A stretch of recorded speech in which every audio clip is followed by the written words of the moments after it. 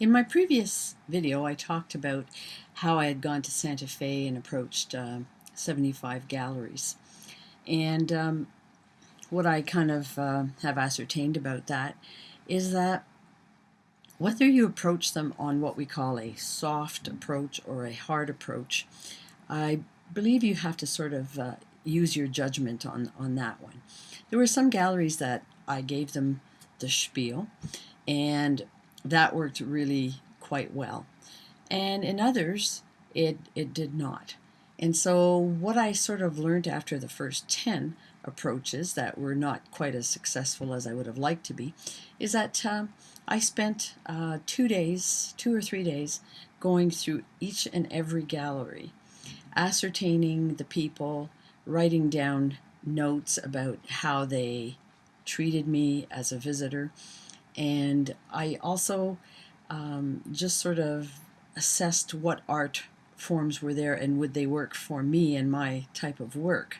So although I did do some research ahead of time, nothing really is better than seeing the actual process and the actual paintings and the rooms, because that gives you different ideas as well. So did that, and I found that the best approach for me, and maybe it's because I'm Canadian, but I felt that just going back in and reintroducing myself, but dialoguing with the owners again seemed to be the best approach. So trying to build a beginning of a relationship is what worked the best. I even had some galleries say, "Oh, thank you so much for not coming in here and not leaving," because apparently some people go in and they're like bulldogs and they just will not let go of the gallery.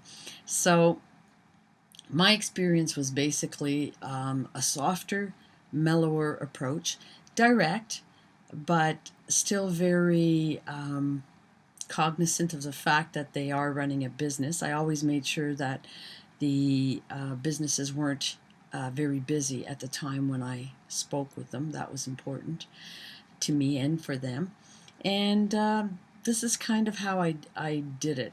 Whether or not that's the best approach, I don't know. I had a friend, unfortunately, he's deceased now, Robert Genn, and he would usually just go in, he would gently look around, and then before he left, he would basically just leave his business card and, and hopefully they phoned him or not. So I kind of kept that in mind as well while I was approaching them.